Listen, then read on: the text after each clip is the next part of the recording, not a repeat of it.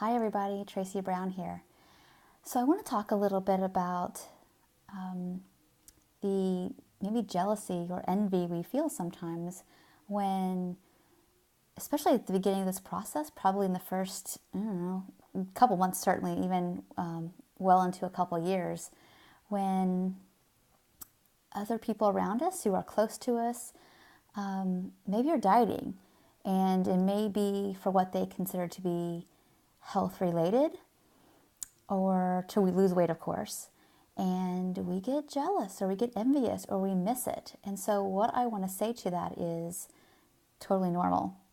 One, we're all in this system that says that there's not enough to go around, and we all have to compete for attention or being acceptable.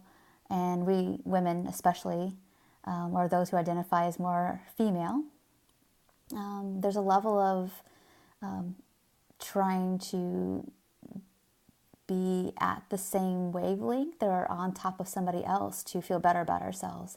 And again, that's not any kind of put down on you who are watching this right now.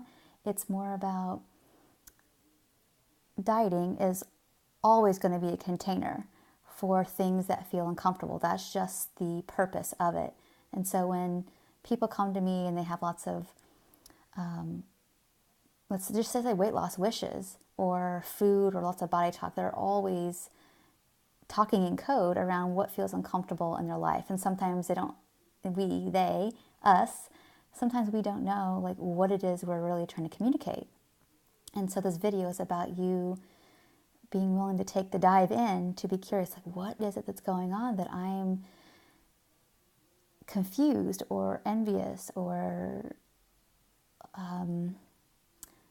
just longing for the days of when I could go on some kind of plan and I get some kind of certain result, which is lost weight or some kind of other result.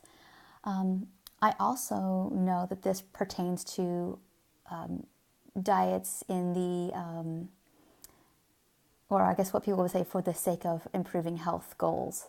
So let's say that somebody goes on, I don't know, paleo or Whole30 or keto diet or something, and they get some labs drawn and you hear from them that they're really improved. And I would say, okay, well, I'm glad their labs are improved, but I don't know anything about their past or current stress levels about that, or what they were doing before, or how attuned their eating was prior to that.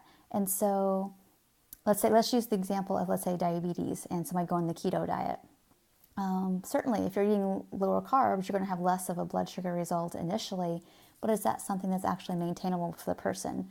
And I know, again, in the example of diabetes or insulin resistance, that some people need to experiment with whatever level of carbohydrate intake that's right for their body. And so a certain plan might work for a certain amount of time, but is it something that's actually sustainable? And as soon as they go off of that, do they struggle again?